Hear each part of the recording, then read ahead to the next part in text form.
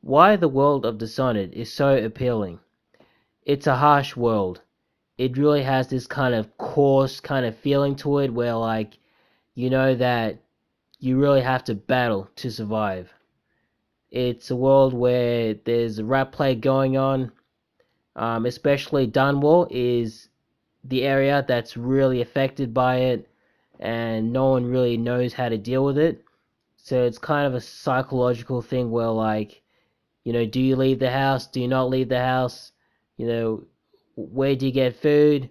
How do you try and get help? Who do you trust?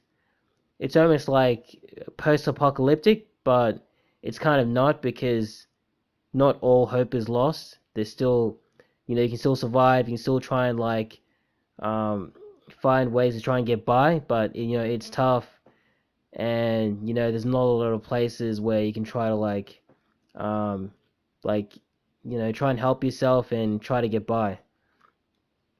Also, it's what was I gonna say?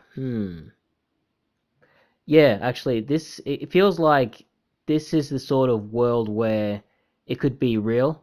It's something that could happen if powers existed, and it feels like a place that could actually exist.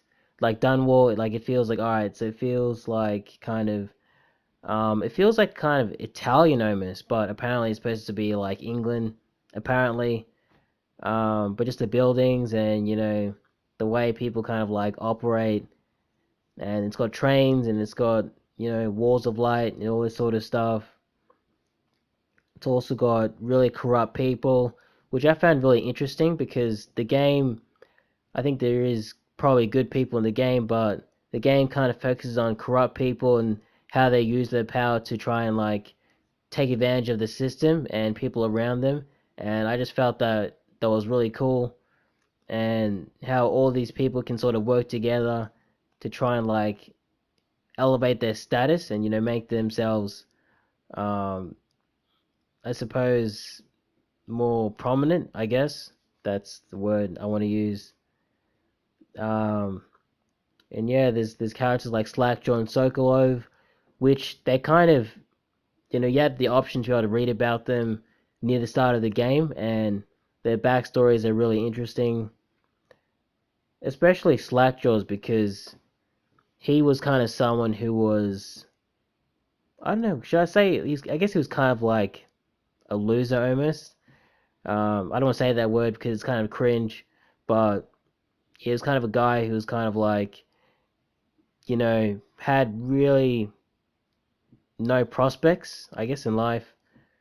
But it's weird because he does lead a gang, so it's kind of like, well, what did he amount to? But somehow he went from being like a nobody to being somebody. Even though some people might be like, well, he's kind of a scumbag still, but I don't know. It's just weird.